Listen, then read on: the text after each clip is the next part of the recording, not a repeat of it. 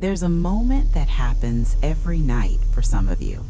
You're lying in bed, scrolling through the day like it's evidence in a trial against yourself.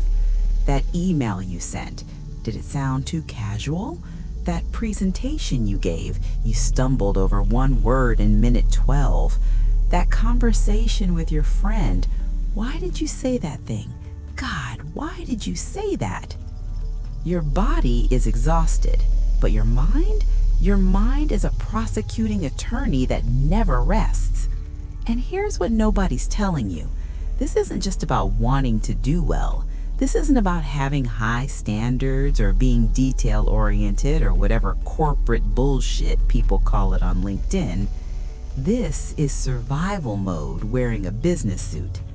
That relentless drive to get everything right, that voice that tells you good isn't good enough, that anxiety that floods your system when someone might see your work before it's perfect, that's not ambition, that's trauma.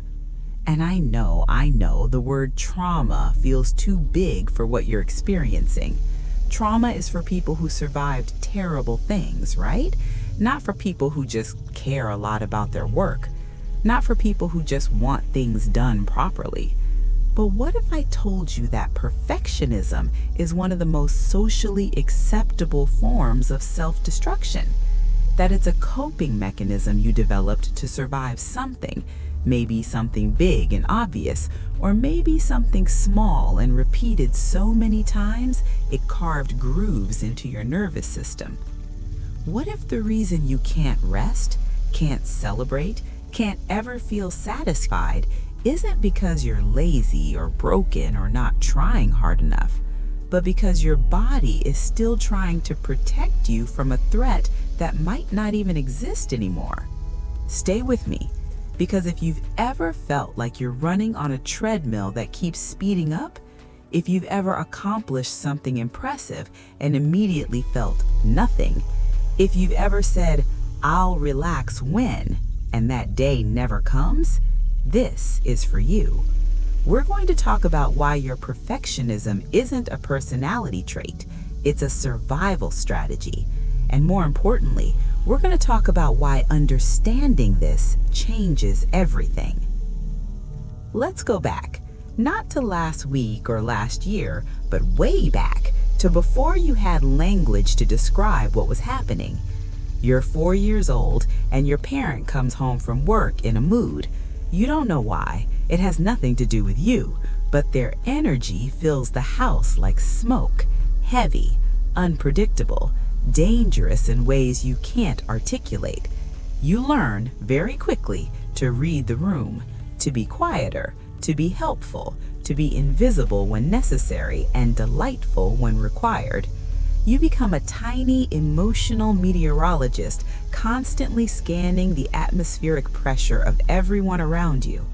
This isn't dramatic. There's no villain here.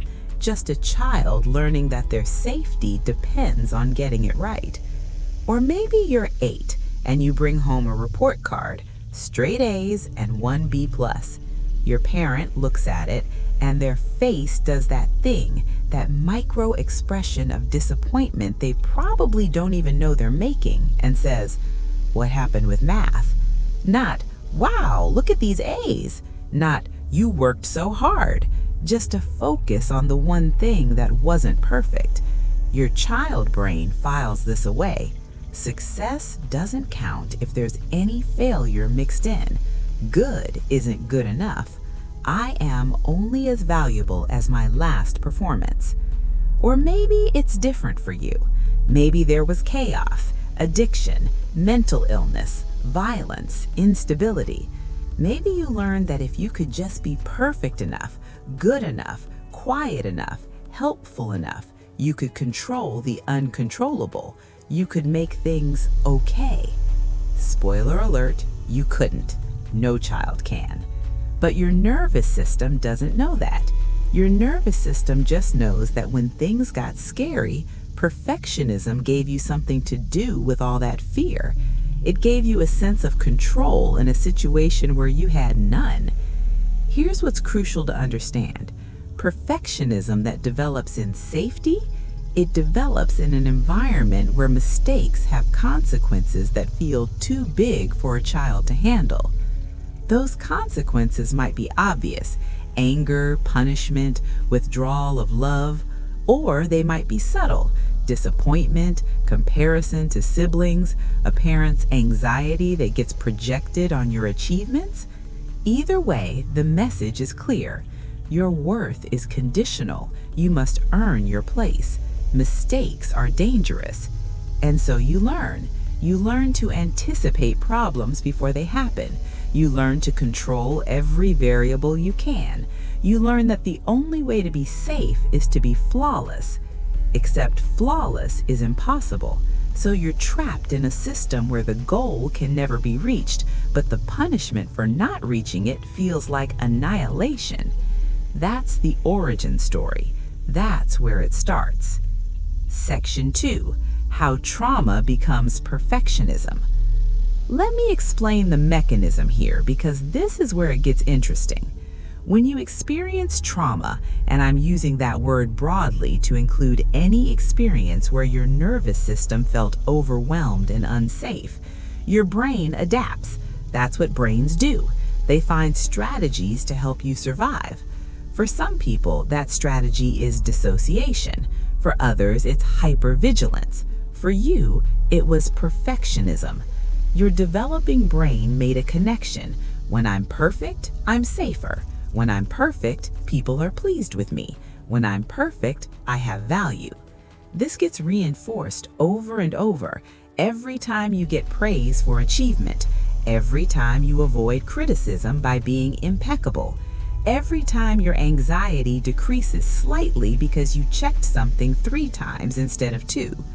Your brain releases dopamine, the reward chemical, and the pattern gets stronger.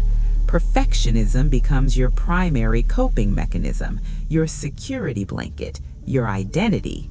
But here's the problem. Perfectionism that develops as a trauma response isn't about excellence, it's about safety. And that difference is everything. Healthy striving, the kind that comes from genuine passion and curiosity, feels energizing. You're working towards something that excites you. When you succeed, you feel satisfied. When you fail, you learn and adjust. Perfectionism as a trauma response, that feels like running from something. It's driven by fear, not inspiration. It's fueled by the terror of what will happen if you're not good enough. You don't celebrate successes because your brain immediately shifts to scanning for the next threat. You can't rest because rest feels dangerous, like letting your guard down in enemy territory. And the cruelest part, the better you get at things, the higher the standard becomes. You can never actually arrive at good enough because the goalpost moves every time you approach it. This is your nervous system trying to protect you, but the thing it's protecting you from, it's probably not there anymore. Let's get specific about what this actually looks like in your daily life, because I guarantee you've normalized things that aren't normal. The chronic almost there state. You finish a project, it's good, objectively good, but instead of feeling satisfaction, you immediately see everything that could be better. You can't enjoy what you created because you're already mentally revising it. Someone compliments your work and you deflect. Oh, it's not that great. I could have done X differently. I wish I'd had more time for Y. You're not being humble. You're being terrorized by the gap between what you made and the impossible standard in your head. The paralysis of starting. You have an idea, maybe a brilliant one, but you don't start because you can't do it perfectly yet. You need to research more, plan more, wait until the right conditions. But the right conditions never come, so the idea stays stuck in your head, growing heavier with each passing day, until eventually the weight of not starting becomes its own source of shame. This is perfectionism protecting you from the vulnerability of creating something imperfect. Better to not try than to try and fall short. The all or nothing thinking. You miss one workout and declare the entire week ruined. You eat one cookie and decide you've already blown it. Might as well eat the whole box. You make one mistake in a conversation and replay it obsessively, convinced you've destroyed the entire relationship. There's no middle ground. There's perfect or there's failure. There's no room for human error, for learning curves, for the messy reality of being alive. The over-functioning in relationships. You become the person who does everything, who anticipates everyone's needs, who makes sure nothing falls through the cracks, who takes responsibility for things that aren't yours to manage. Not because you're controlling, but because you learned that being useful is how you earn your place, that your value is in what you provide, not in who you are. So you become indispensable, and exhausting yourself becomes proof of your worth. The inability to receive help.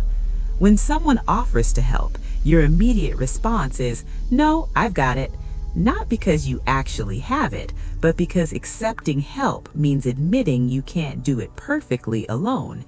It means being vulnerable. It means letting someone see that you're struggling, and that feels more dangerous than burning out. The comparison trap. You're scrolling social media, and everyone else's highlight reel becomes evidence that you're falling behind. Someone gets a promotion, and instead of feeling happy for them, you feel inadequate. You can't celebrate other people's wins because your brain interprets them as proof of your own insufficiency. Everything is a competition you didn't sign up for, but can't stop running. Sound familiar? These aren't personality quirks. These are symptoms. These are the ways trauma shows up in a culture that rewards productivity and mistakes exhaustion for dedication. So let's talking about the illusion of control. Here's the seductive lie perfectionism tells you. If you just try hard enough, control enough variables, plan thoroughly enough, you can prevent bad things from happening. This feels empowering. It feels like you're taking charge of your life, but it's a cognitive distortion created by trauma. Because the truth your nervous system is trying to protect you from is that you cannot control everything. You cannot prevent all failure. You cannot guarantee safety through flawlessness. Life is inherently uncertain. People are unpredictable. Mistakes happen. Things go wrong sometimes, regardless of how prepared you are. And for someone whose nervous system learned that uncertainty equals danger, that's terrifying. So you double down. You work harder. You plan more. You check and recheck again. You create elaborate systems to manage every possible contingency. And when something still goes wrong, because it will, because you're human, you don't conclude that some things are outside your control. You conclude that you didn't try hard enough, that you're not good enough, that you need to be more perfect next time. This is the trap. The more you rely on perfectionism to feel safe, the more evidence you create that you're not safe without it. Put yourself in this moment right now. Feel that tension in your shoulders, that tightness in your chest. That's not ambition. That's your body in a state of chronic stress, convinced that if you relax for even a moment, something terrible will happen. Your nervous system is stuck in a threat response from years ago, maybe decades ago, and it's running the same protective program over and over, even though the original threat is gone. Before we go deeper into how to break this pattern, and I promise we're going there, I need you to do something. If this is resonating, if you're seeing yourself in these words, leave a comment with one word: human. Not perfect, not flawless, human. Because that's what you are. That's what you've always been. And that's what's been lost in this relentless pursuit of an impossible standard. And if you haven't already, hit that subscribe button. We're diving deep into these patterns of trauma and healing, and you'll want to be here for what comes next. Also, if this is speaking to something real in you, tap that like button. It helps this reach other people who are struggling with the same invisible prison. Now, let's talk about what actually happens when you start to heal this. We need to have an honest conversation about what this is actually costing you, because perfectionism is expensive, and I don't mean financially. It costs you joy. When was the last time you felt pure, uncomplicated joy about something you accomplished? Not relief that you didn't fail, not brief satisfaction before moving to the next thing. Actual joy. Perfectionism steals that from you. It turns every achievement into a narrow escape from failure or evidence that the bar wasn't high enough. You're so busy scanning for what's wrong that you can't appreciate what's right. You're so focused on the destination that you can't enjoy the journey. And the tragic irony? By the time you reach the destination, you've already moved the goalpost. It costs you connection. You know what kills intimacy? Perfection. Because intimacy requires vulnerability, and vulnerability requires showing people the messy, imperfect, still figuring it out parts of yourself. But you can't do that when you're convinced that those parts make you unlovable. So you perform. You present the edited version. You keep people at arm's length with your capability and competence. And then you feel lonely. You feel like nobody really knows you.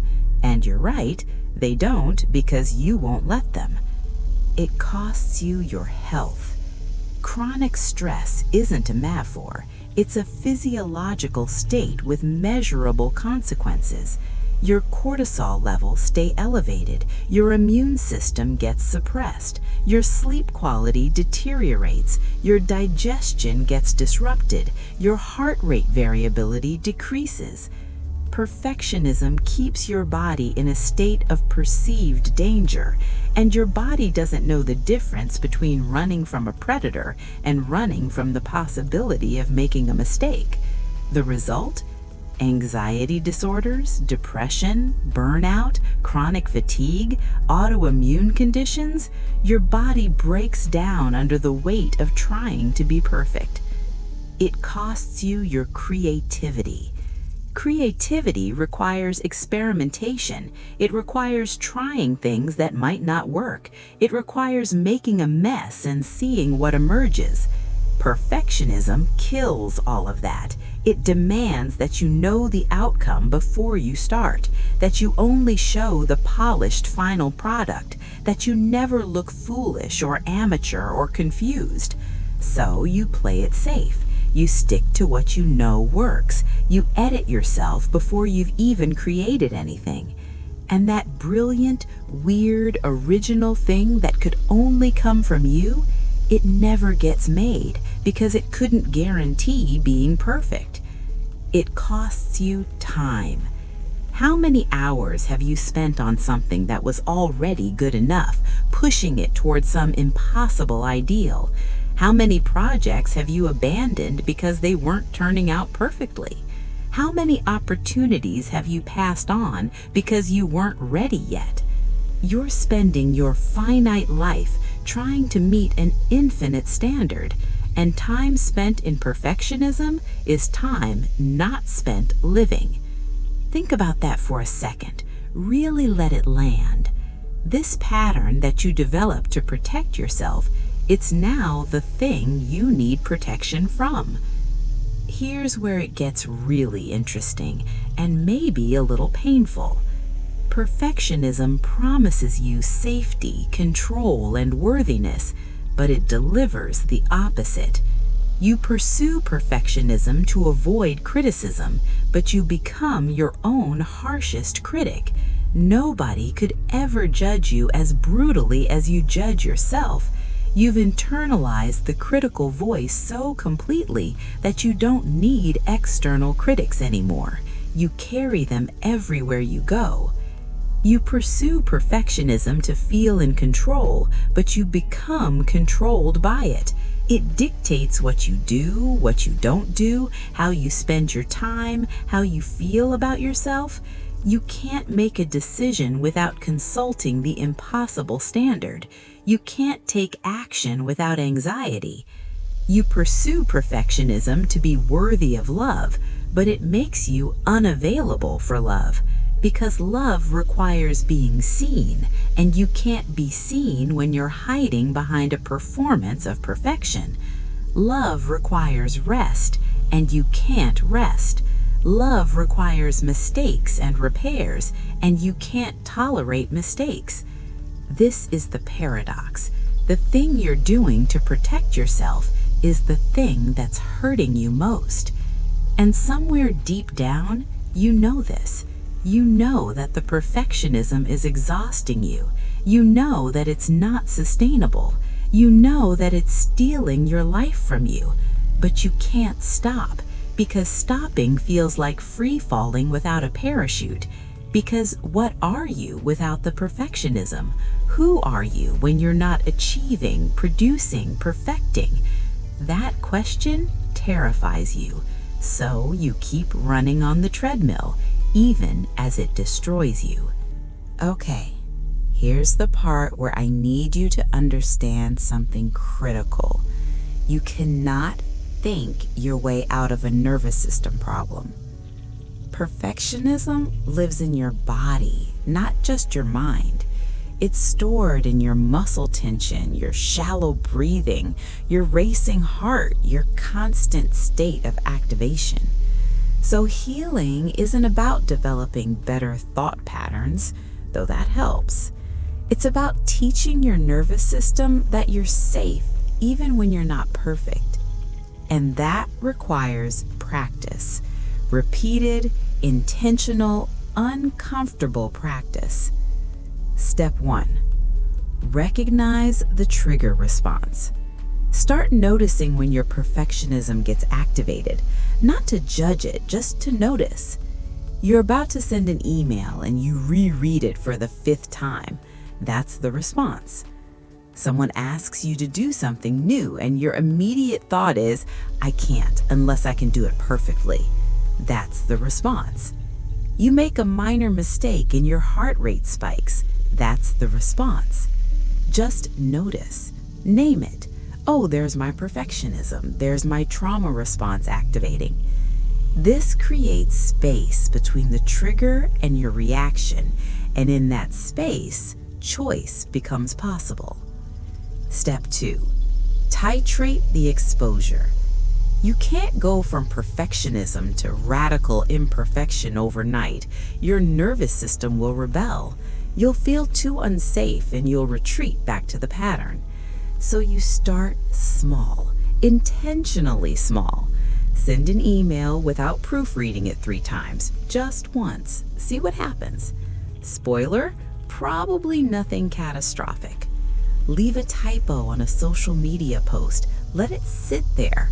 Notice the discomfort without rushing to fix it. Share something before it's polished. Maybe a half-finished thought in a conversation. Maybe a rough draft with a trusted friend. These small acts of intentional imperfection are like exposure therapy. They teach your nervous system, look, we made a mistake and we're still safe. We were imperfect and we're still worthy. Step 3. Practice self-compassion, even when it feels fake. When you notice the self-criticism starting, and you will, interrupt it. Not with toxic positivity, not with, I'm amazing and perfect just as I am when you don't believe it, but with the kind of compassion you'd offer a friend or a child, or honestly, anyone who isn't you. I'm having a hard time right now. This is difficult. I'm doing my best with what I have. It will feel performative at first, like you're lying to yourself. That's okay. Your nervous system doesn't know the difference between real compassion and practiced compassion. Over time, with repetition, it becomes real. Step 4. Get somatic. Your body is holding all of this, so you need to work with your body. That might be therapy, specifically somatic therapy, EMDR, or something trauma-informed. It might be movement practices that help discharge stress, yoga, dance, martial arts, even just shaking. It might be breath work that regulates your nervous system. It might be learning to actually feel the sensations in your body without immediately trying to fix or change them. Whatever it is, it needs to involve your body, because the trauma isn't just a story in your head, it's a state your body is stuck in. Redefining success. Part of healing perfectionism means completely redefining what success looks like. In the perfectionist framework, success is flawless execution. It's getting it right the first time. It's having no one find fault with what you've done. But what if success was something else entirely? What if success was showing up even when you're scared? What if success was trying something new badly and doing it anyway? What if success was saying, "I don't know," without shame? What if success was finishing something good enough instead of abandoning it because it's not perfect? What if you took a break when you needed one instead of pushing through until you collapse? What if success was being seen, really seen, in your imperfection and discovering you're still loved, still worthy, still enough? This is a fundamental shift, and it won't happen overnight. Your brain has decades of conditioning telling you that only perfection equals worth. But every time you practice this new definition, you're creating a new neural pathway. You're teaching yourself a different way of being in the world. One where your worth isn't contingent on your performance. One where mistakes are information, not identity. One where you're allowed to be human. The grief that comes with healing. Nobody talks about this part, but it's crucial. When you start to heal perfectionism, you have to grieve. You have to grieve the time you lost to the pattern, all those hours spent in anxiety, in revision, in pursuit of an impossible standard. You have to grieve the experiences you missed because you were too afraid to participate imperfectly. The relationships you kept at surface level, the creative projects you never started, the joy you couldn't access. You have to grieve the childhood where this all began, the version of you who learned that love was conditional, that safety required flawlessness, that your authentic self wasn't acceptable. And here's the complicated part. You might have to grieve your identity. If you've spent your entire life being the perfect one, the reliable one, the one who always gets it right, who are you when you let that go? If your entire sense of worth has been built on achievement and perfection, what's left when you remove that foundation? These are scary questions, and the grief that comes with them is real and valid. But on the other side of that grief, there's freedom. Freedom to be mediocre at things, freedom to try and fail, freedom to be seen in your full, messy humanality and discover you're still loved, still worthy, still enough. What becomes possible? Let me paint you a picture of what life looks like on the other side of this work. You wake up and your first thought isn't about what you need to accomplish to prove your worth. It's just waking up, maybe noticing the light coming through the window, maybe feeling gratitude for the comfort of your bed. You start a project and you feel excited instead of anxious. You're genuinely curious about where it will go, not terrorized by the gap between your vision and your current ability. You make a mistake, a real one, something that has consequences, and instead of spiraling into self-hatred, you think, okay, that didn't go as planned. What can I learn? What needs to be repaired? How do I move forward? You receive a compliment, and instead of deflecting or minimizing, you just say thank you and let yourself feel the warmth of being seen and appreciated. You say no to something without elaborate justification. You set a boundary without collapsing in guilt. You ask for help without feeling like a failure. You create something imperfect and share it anyway. You let people see the rough drafts, the messy middle, the works in progress, and you discover that they don't reject you. If anything, they connect with you more deeply because you're finally being real. You rest without earning it. You take a day off and don't spend it anxiously thinking about what you should be doing. You just rest, and your worth doesn't decrease. Your value doesn't disappear.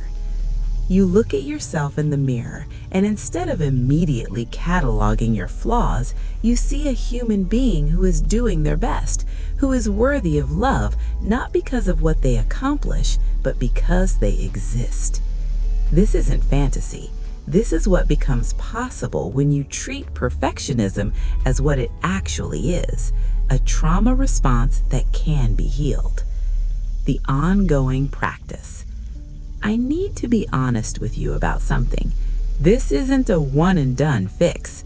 Perfectionism is a pattern that's been reinforced for years, maybe your entire life. It's not going to disappear after reading this script or doing one exercise or having one good therapy session. It's going to be a practice, probably a lifelong one. There will be days when you slip back into the pattern, when stress gets high and your nervous system reaches for the familiar coping mechanism of perfectionism. When you catch yourself spiraling into self-criticism or paralysis or all or nothing thinking. That's not failure, that's being human.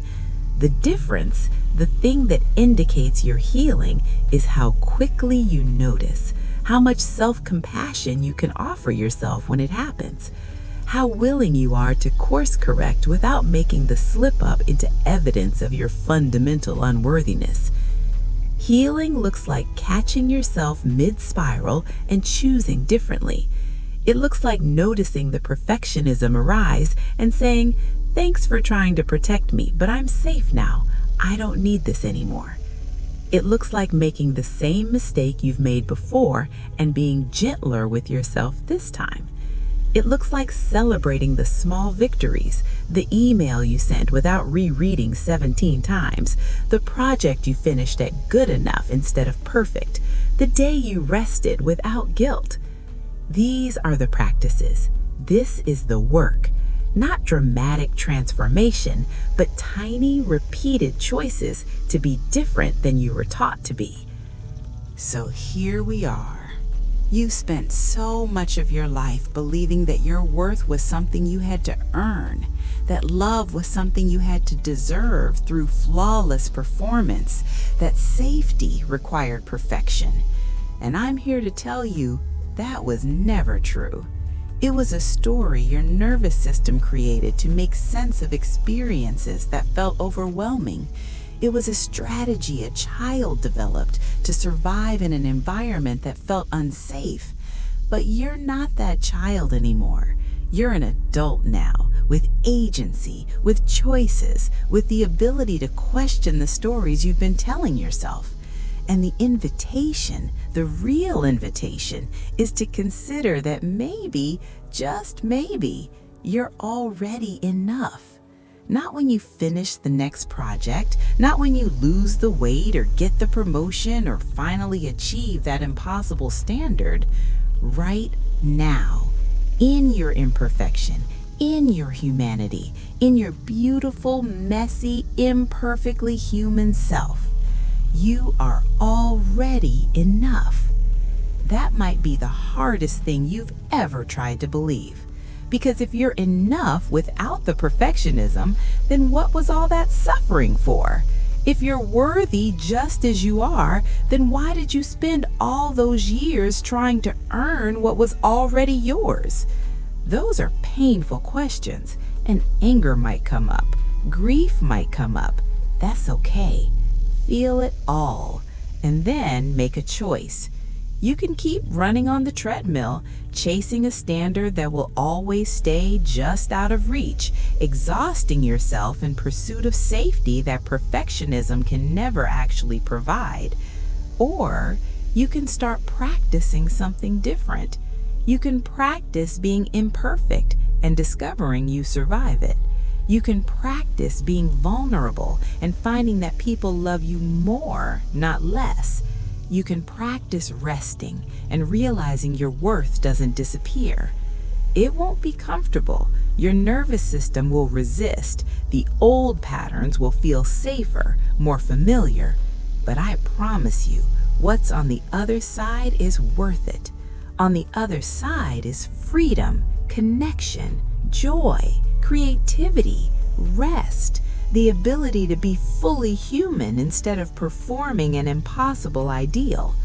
On the other side is you, the real you, not the perfected version, not the curated version, not the edited for safety version. Just you, in all your flawed, struggling, courageous, worthy humanity. And that version of you, that version deserves to be seen, to be loved, to take up space without apology. So start small. Start today. Do one thing imperfectly. Send one email without triple checking it. Leave one task at good enough instead of perfect. Take one break without earning it. And notice what happens. Notice that the world doesn't end, that people don't abandon you, that your worth doesn't evaporate. Notice slowly that you might actually be safe, even without the perfectionism, even in your imperfection. Notice that you're human, and that being human, beautifully, messily, imperfectly human, is more than enough. So if this resonated with you, drop that word in the comments, human. Let it be your declaration, your reminder, your commitment to choosing humanity over perfectionism. Share this with someone who needs to hear it, someone who's exhausted from trying to be perfect, someone who deserves to know that they're already enough. And make sure you're subscribed, because we're going to keep exploring these patterns, keep diving into what it means to heal trauma, keep building a community of people who are brave enough to be imperfect together. Thank you for being here. Thank you for listening. Thank you for being willing to question the patterns that no longer serve you. You are enough. You've always been enough. Now go practice believing it.